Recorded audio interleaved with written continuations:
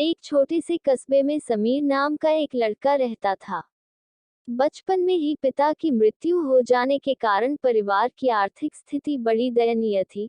समीर की माँ कुछ पढ़ी लिखी जरूर थी, लेकिन उतनी पढ़ाई से नौकरी कहाँ मिलने वाली थी, सो घर घर बर्तन मांजकर और सिलाई बुनाई का काम करके किसी तरह अपने बच्चे को पढ़ा लिखा रही थी।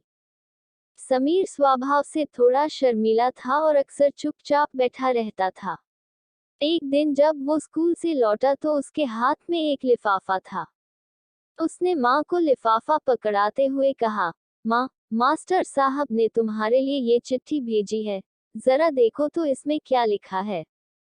माँ ने मन ही मन चिट्ठी पढ़ी और मुस्कुरा कर बोली, बेटा, इसमें लिखा है कि आपका बेटा काफी होशियार है।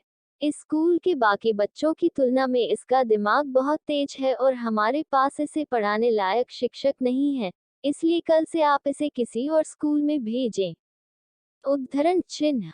यह बात सुनकर समीर को स्कूल न जा सकने का डर तो हुआ, पर साथ ही उसका मन आत्मविश्वास से भर गया कि वो कुछ खास है और उसकी बुद्धि तीव्र है।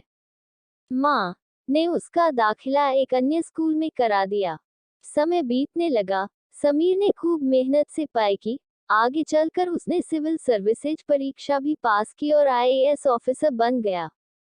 समीर की माँ अब बूढ़ी हो चुकी थी और कई दिनों से बीमार भी चल रही थी, और एक दिन अचानक उनकी मृत्यु हो गई।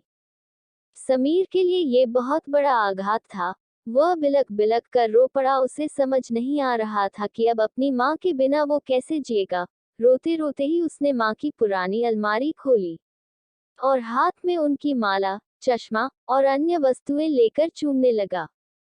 उस अलमारी में समीर के पुराने खिलौने और बचपन के कपड़े तक संभाल कर रखे हुए थे। समीर एक एक कर सारी चीजें निकालने लगा और तभी उसकी नजर एक पुरानी चिट्ठी पर पड़ी। दरअसल ये वही चिट्ठी थी जो मास्टर साहब ने उसे 18 साल पहले दी थी। नम आंखों से समीर उसे पढ़ने लगा। आदरणीय अभिभावक, आपको बताते हुए हमें अफसोस हो रहा है कि आपका बेटा समीर पढ़ाई में बेहद कमजोर है और खेल कूद में भी भाग नहीं लेता है। जान पड़ता है कि उम्र के हिसाब से समीर की बुद्धि विकसित नहीं हो पाई है, अतः हम इसे अपने विद्यालय में पढ़ाने में असमर्थ हैं। आपसे निवेदन है कि समीर का दाखिला किसी मंद बुद्धि विद्यालय में कराएं अथवा खुद घर पर रख कर इसे पाएं। समीर जानता था कि भले अब उसकी माँ इस दुनिया में नहीं रही, पर वो जहाँ भी रही उनकी ममता, उनका आशीर्वाद सदा उस पर बना रहेगा।